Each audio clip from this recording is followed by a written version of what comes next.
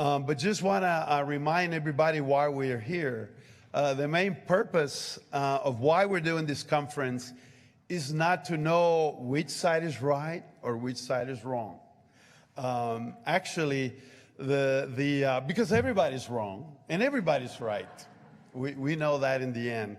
But really the burden that brought us to have this conference is to learn how to listen and learn how to speak, how to have conversation.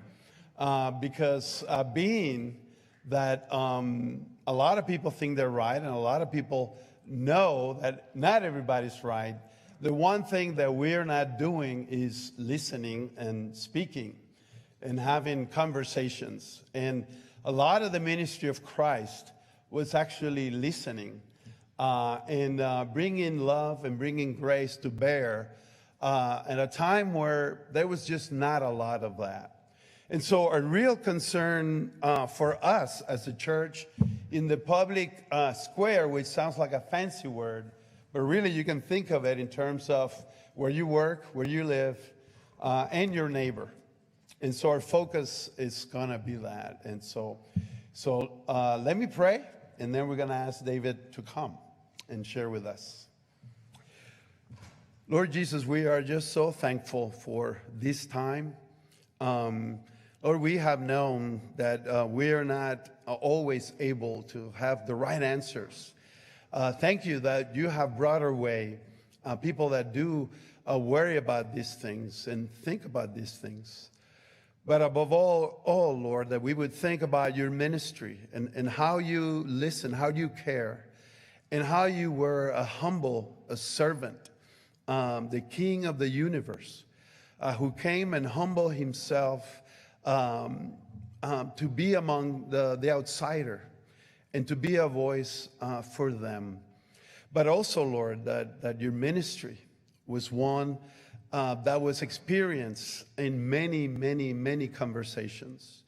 And so I pray, Lord, that as your church, as we would want to learn, that we would want to listen, that in that we would be able to be your disciples, focusing on the gospel, on the richness of your grace, and how much of that, how much we need, Lord. So bless our time, bless our speakers, and bless us as we listen and as we bring up our questions, that in the end, your name would be glorified and that the city would be a better place because of our conversation. And we ask and pray all these things in Christ's name. Amen and amen. So David's going to come up. David has a background in law. He is a senior editor at the Dispatch, and he has written a wonderful book that Divided We Fall, that I hope you check out as well. So David, come up. And you're welcome to be there, wherever you want to be. Well, thank you so much for coming out. Last time I was in San Antonio, I was at Spurs Clippers, and I still have I think 3 Spurs shirts. Every time I go to an NBA store, I spend 3 times as much on swag as I do on the seats, and I had good seats, so that should tell you how much I spent. This is such an honor to be here. I love being here with you guys, and I'm going to talk to you about why basically none of us as believers in Christ should be feeling very comfortable right now in this country, in this moment. I'm not going to tell you why, as we were talking about, as just was mentioned earlier, I'm not here talking about why to vote Republican, why to vote Democrat. I'm just going to kind of just spew out a lot of bad news at you. Why you should feel uncomfortable. And I'm going to start to tell you why you should feel uncomfortable. And basically, the one sentence description of why you should feel uncomfortable is that you are living in the United States of America in a time of animosity and extremism, and not in a time of grace and truth. And say it again. You're living in the United States of America in a time of animosity and extremism, and not in a time of grace and truth. So to sort of explore where we are and sort of a little bit about my own journey as to how I got where I am, I'm going to get a little bit autobiographical and introduce you to my first experience with animosity and extremism and how it kind of warped the way I interacted with the world until I experienced a little bit more. So I was born in a little town called Opelika, Alabama. I don't know if anybody knows where that is. It's right outside of Auburn University. My parents were Auburn students. So in the great divide of America, War Eagle. Nope. Not today, Satan, not today. And so I grew up in Alabama for just a very brief time, but mainly in Tennessee and Kentucky, K through 12 public schools. Then went to a really small Christian school, Church of Christ school in Nashville called Lipscomb University. And it was conservative back then. It was conservative. How conservative was it, you ask? Well, in 1988, I was but a lad of 19 years old. I joined College Republicans, and we decided to organize the campus to turn out for George H.W. Bush. So we went and we canvassed the dorms. We knocked on the doors and we tried to figure out like which dorms do we need to locate and target for turning out for Bush. And we found out that the campus was 85% going to vote for Bush, was 10% independent and 5% Democrat. And we basically immediately disbanded because we knew we could only hurt the cause. Like we were not going to do better than 85%. And so, but I had a great time there. I had a great time at Lipscomb. I was a little bit of a dissenter from the Church of Christ theology that I'd grown up with. I remember the elders gave me a Bible when I was in 6th grade. I read it cover to cover like it was Lord of the Rings. And I remember finishing it, and then after what I'd been taught as a 6th grader, I thought, wait a minute. So anyway, I bided my time, and I wasn't predestined to become PCA until about 2004. But so I'm at the school. It's so conservative. We have no shorts, no public displays of affection, no alcohol, no dancing. RAs would drive around Nashville, and they would go by nightclubs, and if there was a Lipscomb parking sticker on it, they would take it down, and you would be in trouble. We had an 11 o'clock curfew, except Friday night, midnight. And then if you came in late to the dorms, you were subject to a random breathalyzer. And so that led to all kinds of discussions about whether NyQuil would cause you to blow hot on a breathalyzer. Because at the time, there was an urban legend that NyQuil had actual alcohol in it. And there was no Google to figure that out. So we were just all operating under that assumption. So I was on scholarship, so to be super careful, I just took Sudafed, which of course led to my meth empire, but that's a whole other. And so I'm a junior in college. Between my junior and senior year, I took the LSAT. I did better than I expected, and lo and behold, I got into Harvard Law School. How does this happen? To this day, I think there was some sort of redneck diversity quotient. And I go up there, and I'm intimidated out of my mind. I don't know anything about what's going on. I remember flying up there to visit it with my dad, and the main thing that stood out to my mind was there was beer on tap in the student center. And I remember coming back to Lipscomb, and I'm around all these, my students, my fellow students, they come around me, and they're gathering around me. What was Harvard like, David? And all I could think to say was, there was beer in the student. No!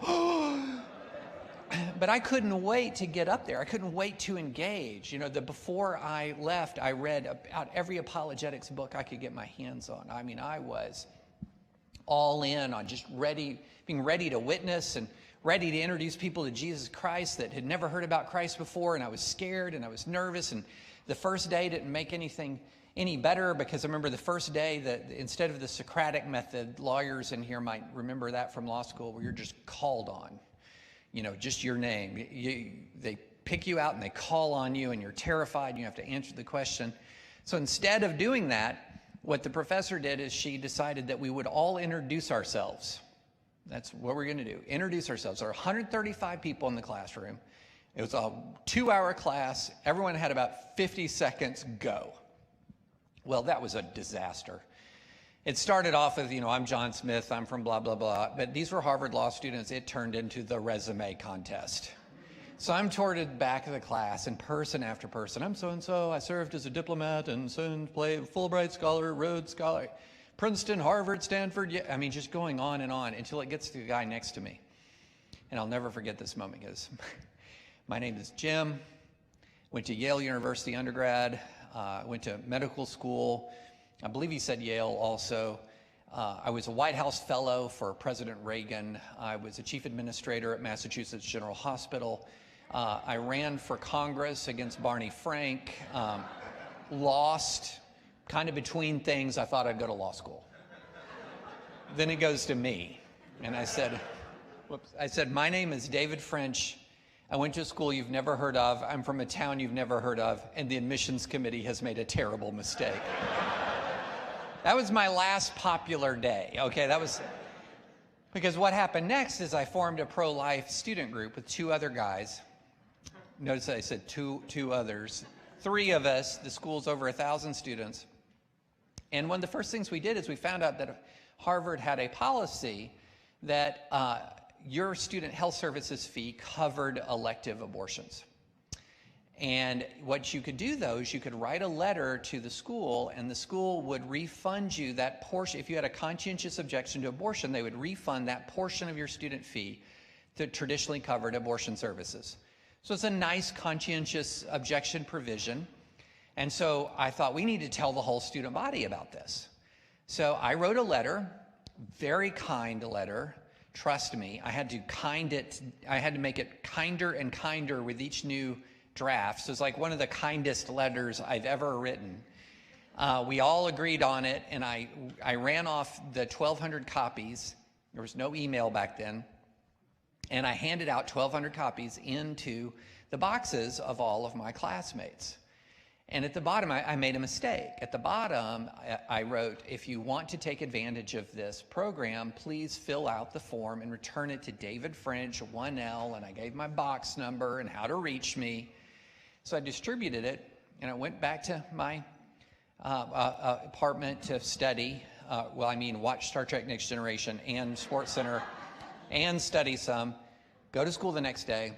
After class was over in the middle of the afternoon, I went, and the first thing I noticed was that my box was jammed with paper. So I was still in my pre-Calvinist stage, hadn't understood total depravity, and had this slight surge of optimism that, hey, I just tapped into the latent pro-life movement at Harvard Law School. Until I pulled out the first sheet of paper, and it said, why don't you go die, you bleeping fascist? What?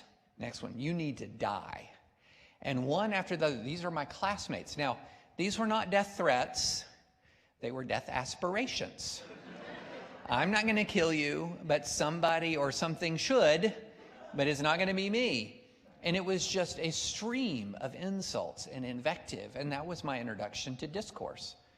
What happened next was I went to class after class where I would be booed or hissed or shouted down. It got so bad during my time there that GQ magazine sent out a reporter to Harvard where he wrote a story called Beirut on the Charles. Now, Beirut at the time was like Fallujah or Mosul or Raqqa in Syria. Now it was a war-torn city.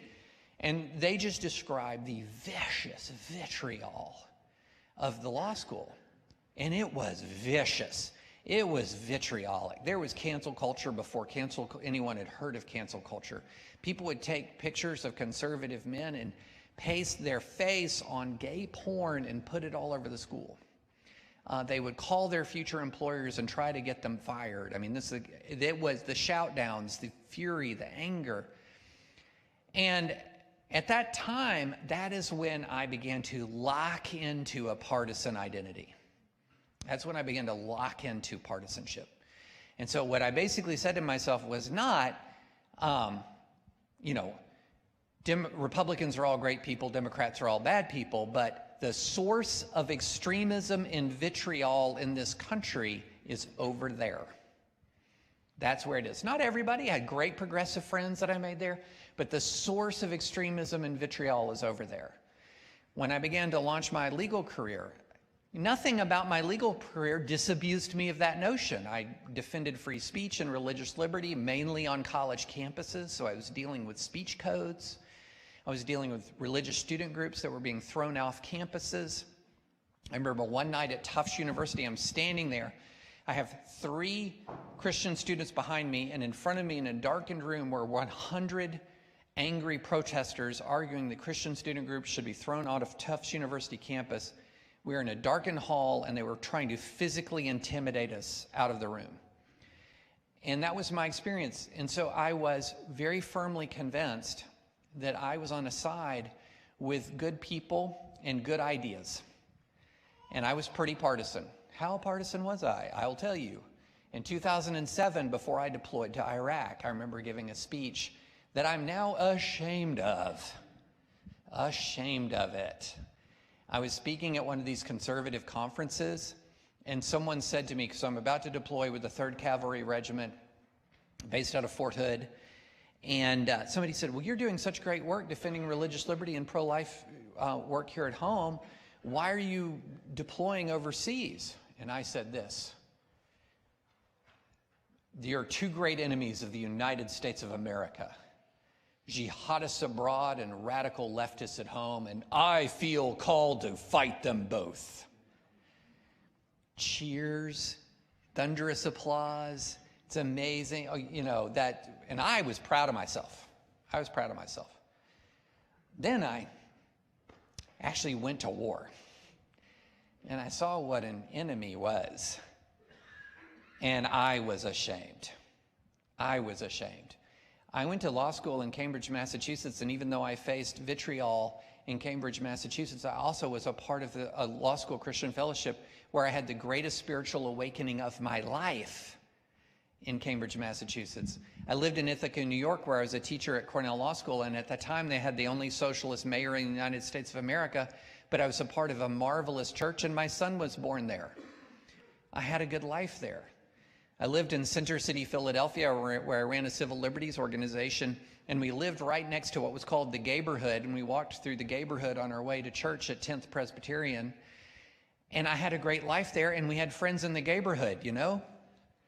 And I was sitting there, and after I had walked through the streets of Balad Ruz, where the only way I could walk through the streets of Balad Ruz if I was wearing body armor and surrounded by a platoon of a armored cavalry squadron, otherwise I would lose my head. Those are not comparable things. And I realized how much my rhetoric had run ahead of reality, and I felt very ashamed. And then something else I noticed when I was in Iraq. I interacted with Sunni leaders, I interacted with Shia leaders, and there's something I noticed during those interactions. And one was the root of their argument, the root of their fighting that they had, it was not over theology. When I was talking to a Sunni insurgent that we captured, and I'm talking to him about his fight, he was not talking about 1,000-year-old theological disputes.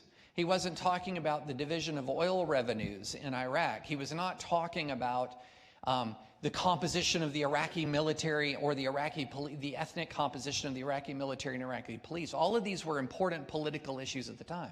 He was saying, the Shia killed my cousin. And when I talked to Sunni or Shias, they would say, the Sunni killed my uncle. What they were dealing with was an animosity driven by actual grievance. In other words, things that had actually occurred that harmed people.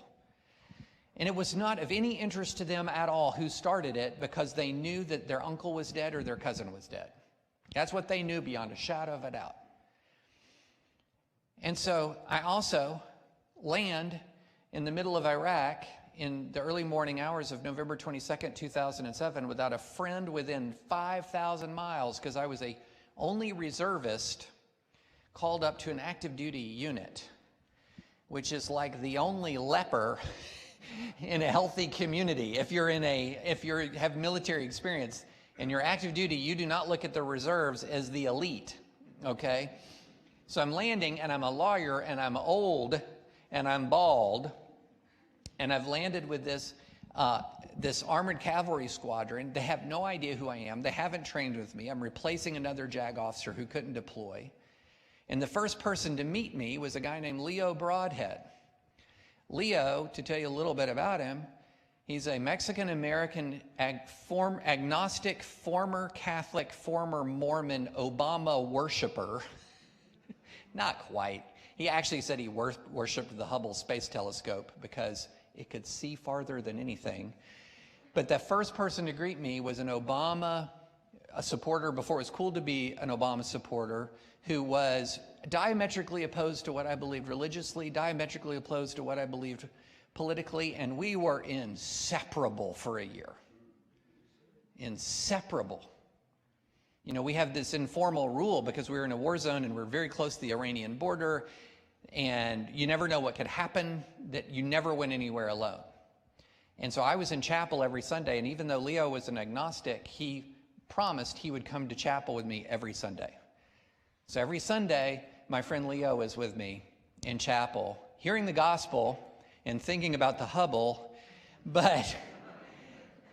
and I'll never forget when we redeployed back home, I had connections in the Obama world because of law school, and I gave him a gift, a redeployment gift of prime tickets to the inaugural. So he was over the moon. He was thrilled with it, and so here's how he rewarded me.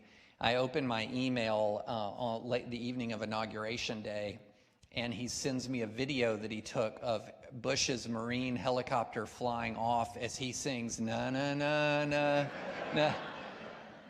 I wouldn't have wanted it any other way. And that's a long way of saying I had a lot of my presuppositions and a lot of my rhetoric exposed to reality. And so then what begins to happen is I come home to a country that in 2008 I can recognize is beginning to start to fly apart. That the narrative of grievance that I heard in Iraq, I hear in America, not to the same extent, thankfully, not to the same deadly extent, thankfully, but the narrative of grievance. This is what they did to us. This is what they want to do to us, that narrative of grievance. And so I'm zigging away from partisanship at the same time the rest of America is sort of zagging towards it. And as I'm doing it, I feel as if the scales are beginning to fall from my eyes, because one of the things I started to do is quite intentionally trying to place myself in the shoes of other people. Because I had my narrative, right? Conservative Christian goes to Harvard, is yelled at, screamed at by the radical left. I had my narrative. A lot of other people had other narratives. And some of those narratives involved people a lot like me being really, really cool to them. And it began to scramble my calculus quite a bit. And so as I was zigging away from partisanship, I began to notice something about this era in which we live in. And the first thing that I noticed was, and the thing that I began to notice is, we are gripped, the fundamental, and these are two concepts. I'm going to talk about two concepts that, if you remember nothing that I say, just remember these two things. Concept one is negative partisanship. Concept two is the law of group polarization. Okay, let's go with concept one. What I began to see and what I began to notice, not just experientially and anecdotally, but we began to see in the social science, is that the number one motivator of American political action is something called negative partisanship. It is where I am a Republican not because I love Republican ideas, but because I hate or fear or dislike Democrats. I am a Democrat not because I love Democratic ideas, but because I hate or fear or dislike Republicans. The numbers are amazing on this, by the way. Let's go all the way back to 2014, just so that we're clear that this is not all something that just sprang forth in the Trump era. In 2014, the Pew Foundation released some studies about negative partisanship, and here was the question that was asked. Do you strongly dislike, feel neutral, or somewhat dislike, or strongly dislike Republicans? Democrats were asked that, and Republicans were asked vice versa.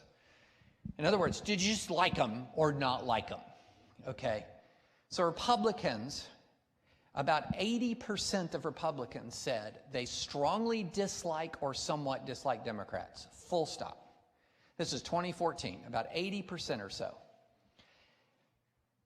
That was shocking. All you know they're Democrat, you're going to strongly or somewhat dislike them. 80%. Democrats were more tolerant, as is befitting their image. Only 78% of them either strongly or somewhat disliked Republicans.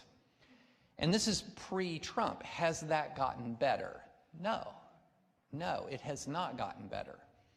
So what you begin to notice when you see the spirit of negative partisanship is someone's positions are increasingly dependent upon who is advocating it rather than what is being advocated.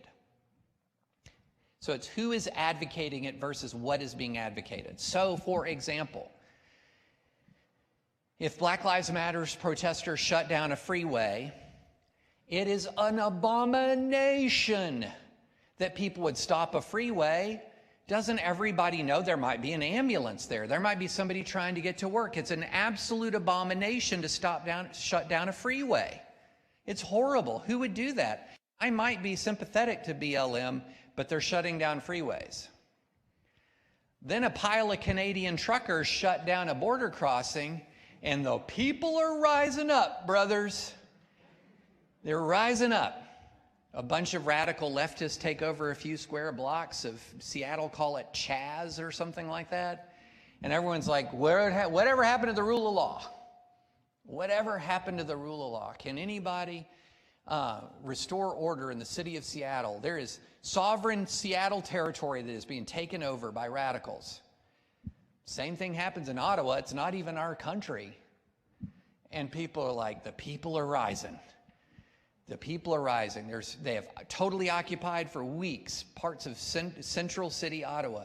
What's the difference? People are blocking roads or people are occupying parts of cities. What the difference is, do I like them or not? Do I support their underlying cause or not? And if I support their underlying cause, I'm going to find a way to agree with the tactics. If I support their cause, I'm going to find a way to agree with the tactics. If I support the cause, I'm going to find a way to minimize the wrongdoing. Okay? So, for example, a lot of people supported the Black Lives Matter protest in the summer of 2000, and then many of them turned violent, didn't they? One side of the political spectrum is saying, hey, do not draw conclusions based on the violence of the protests. These are mostly peaceful. These are mostly peaceful.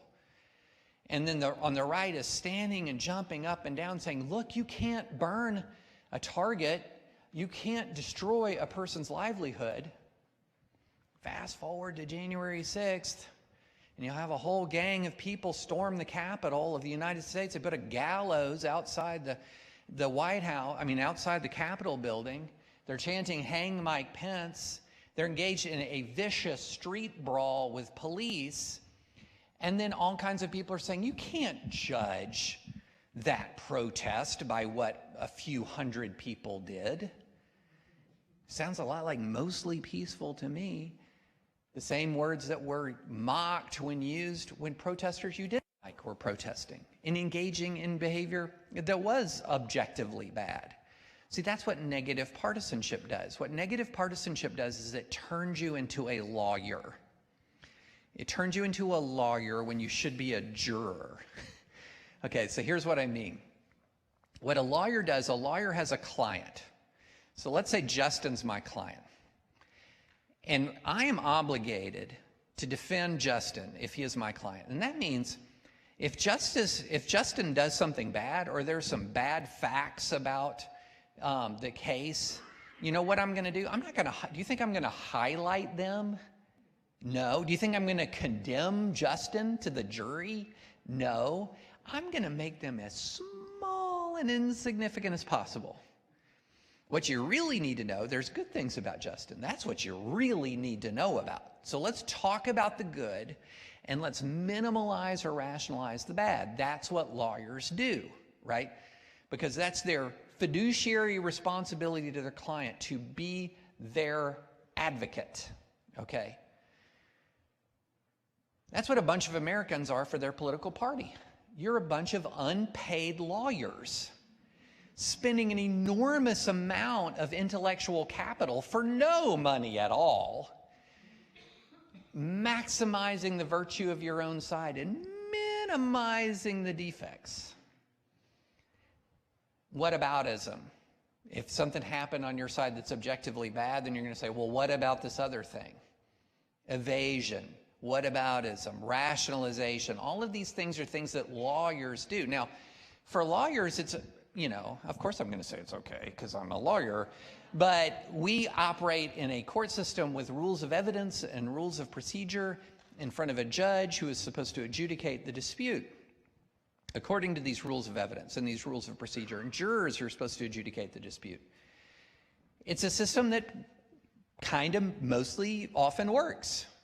But what our politics has become is two nation-state-sized groups of lawyers screaming at each other with no rules of evidence, with no rules of civil procedure, but with a passionate commitment to their underlying cause. That's where we are.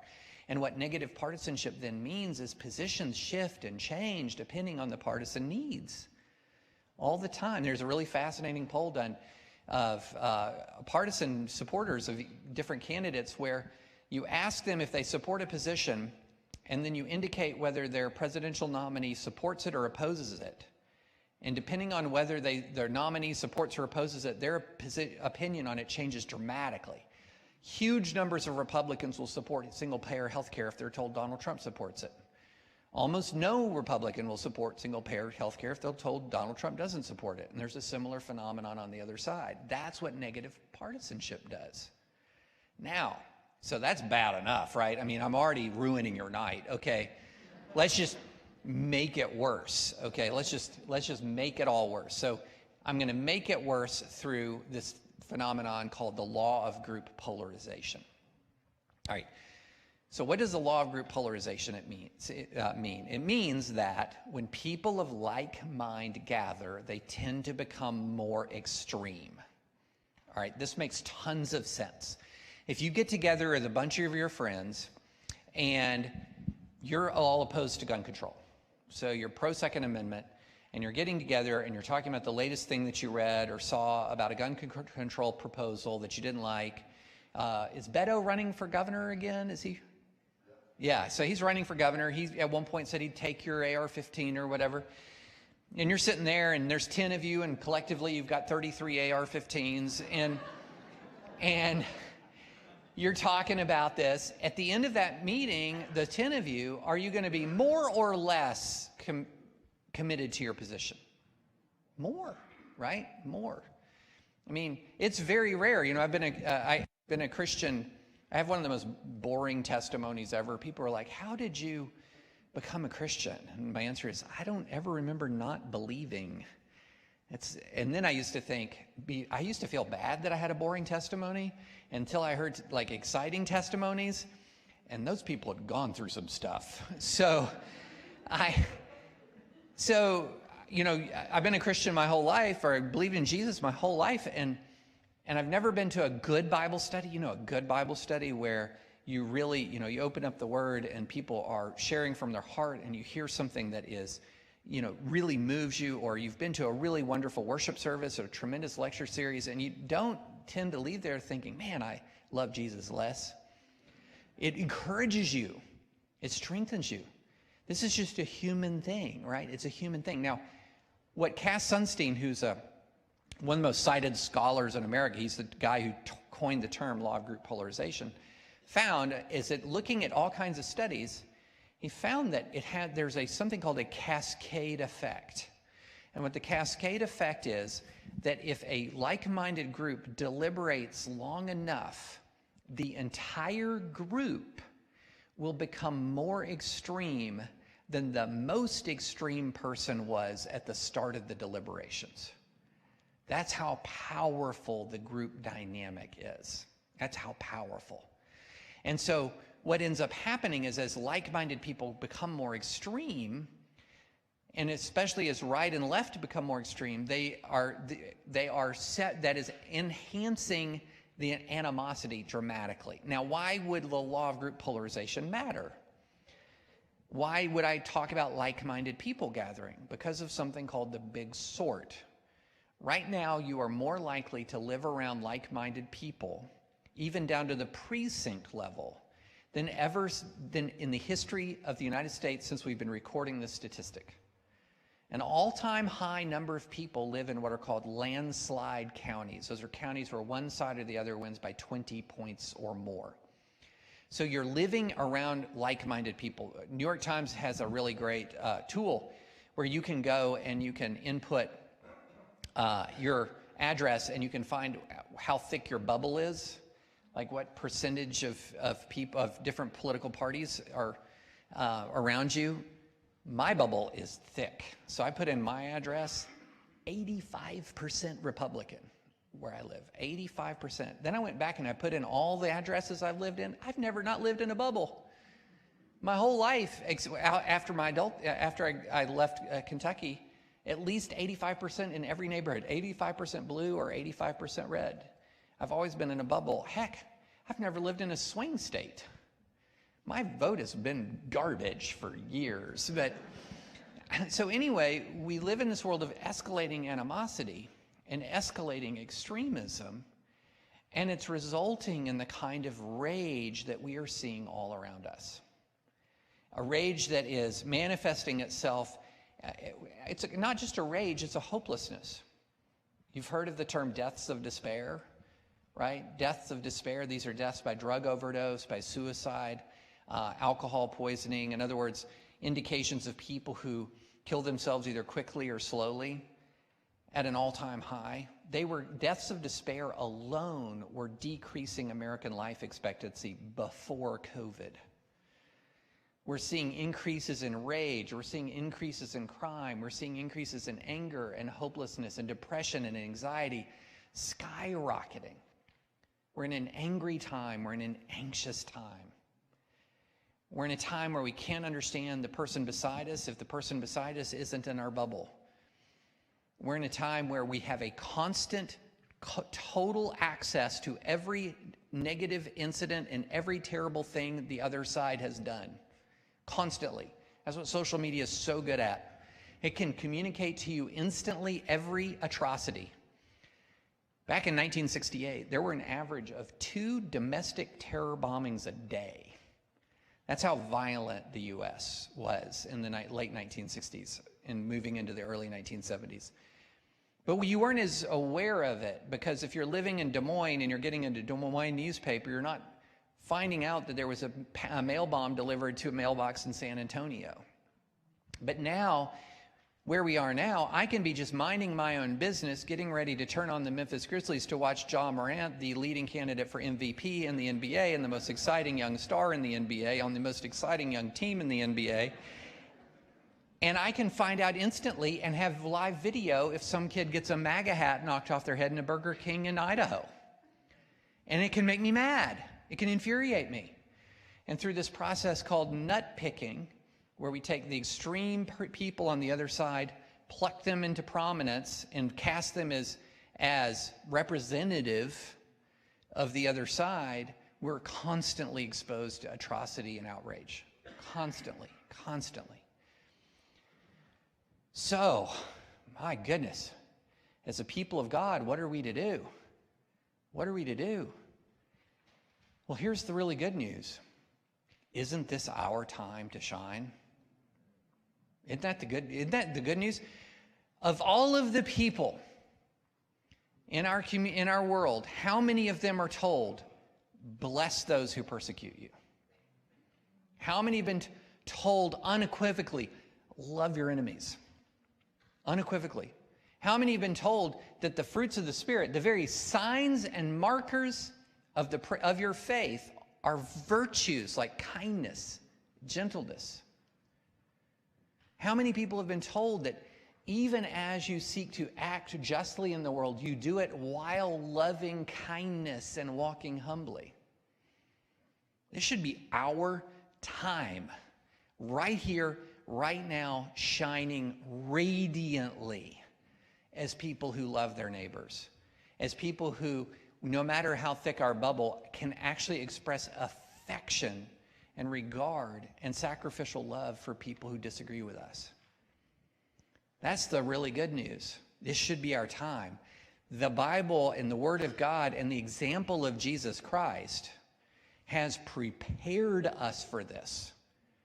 There is no level of anti-Christian adversity that we can't bear up under when our own Savior, while being tortured and crucified, said to his torturers and crucifiers, "Father, forgive them, they know not what they do."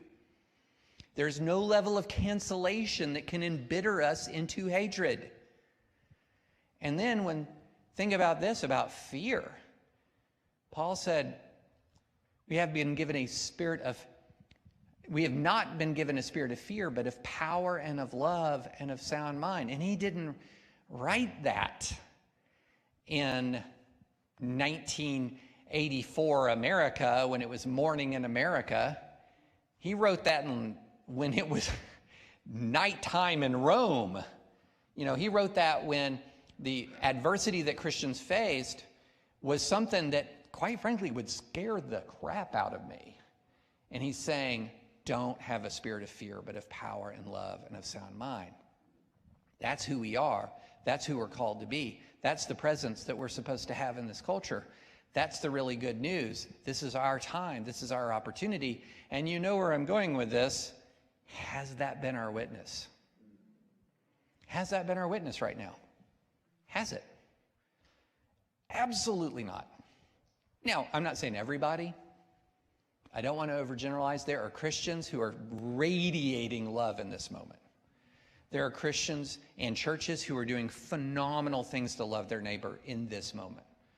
I went to Mayfield, Kentucky the weekend after the tornadoes hit, and you should have seen the Samaritan's Purse operation in action there. It was remarkable, unbelievable. So I don't want to say that Christians are not radiating right now, but if you're going to say the Christian community in the United States of America, what is our primary witness?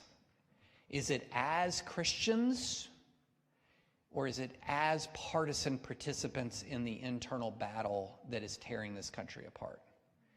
And I would submit, my hypothesis is that our primary story that we're telling the world is that we are participants in the partisan battle. That's our primary message that we are sending to the world. Again, not everybody. Of course, not everybody.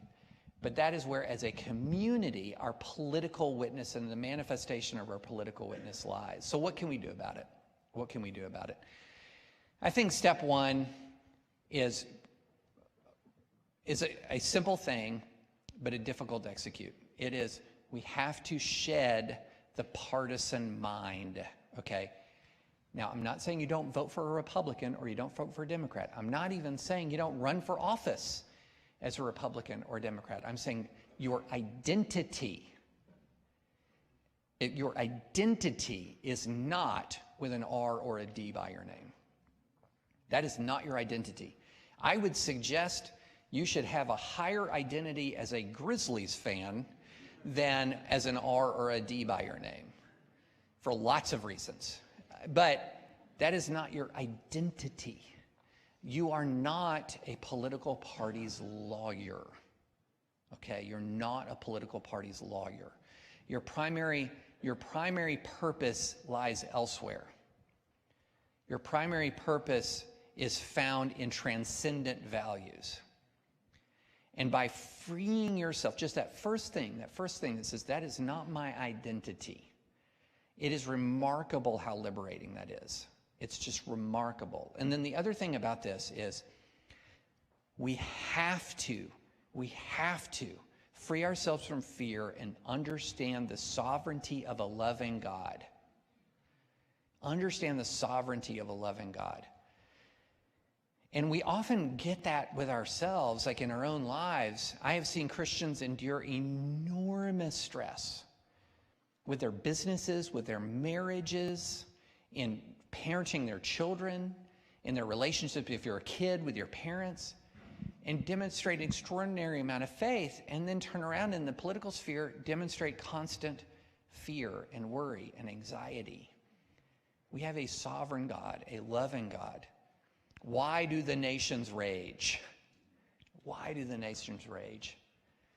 I'll end with this real quick vignette that reminded me of what a sovereign and loving God that we have.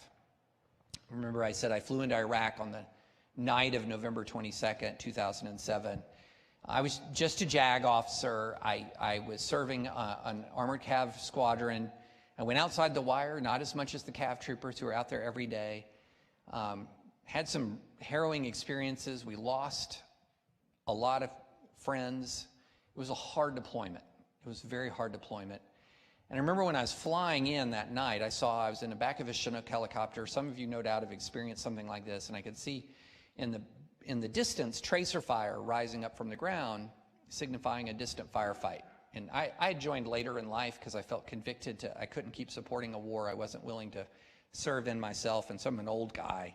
And it all seemed kind of adventurous until that moment, and then I'm just like, what am I doing? I'm like a civilian lawyer sitting here in the back of this, what the heck? And I remember praying. I prayed a couple of things. I prayed, God, give me the courage to do my duty. And then I prayed, God, give me an assurance that I'm going to come home. I felt, you know how sometimes you feel like you pray and you kind of feel like you get an answer, you know, or you feel God's presence and you feel, no, nothing. And every time I would pray, when I was downrange, I would pray, and we would lose a friend, or I'd get ready to get in a Humvee to go on roads that I know that had been uncleared and there might be IEDs. God, protect me and give me an assurance I'm going to come home. Nope. So I get home, and I was kind of had a hard time, to be honest. I was grieving for the people we lost, and I just felt disconnected from my community around me. And we were in the process of adoption at that time, and we had said we were going to adopt, but waited to see if I got home before we did it. So we're in the process of adoption, and I'm in the process of grief, and I'm feeling really kind of distant, you know, from God, and questioning a lot of things. And I'll never forget the day that we receive a package from the adoption agency, and it's telling us who our daughter is, which is if we have adoptive parents in the room, that's a wild experience to open a package and to see a picture and that's my daughter. And I'll never forget seeing her face, Naomi, and I'm reading all the vital statistics, and then I look at her birthday, November 22nd, 2007. The exact day I was flying into Iraq, the exact day that I was asking God if I had a future, God was preparing the future of our family. In another place, very far away from that, He had a plan. Didn't have to disclose it to me. But He had a plan. And ever since that time, I remind myself, He has a plan. And our spirit of fear, that spirit of fear forgets that. And we have to forsake it. Forsake the spirit of fear, forsake the spirit of partisanship, and realize that in a time of animosity, in a time of extremism, that now is our time to blaze forth radiantly with grace and truth. Thank you all.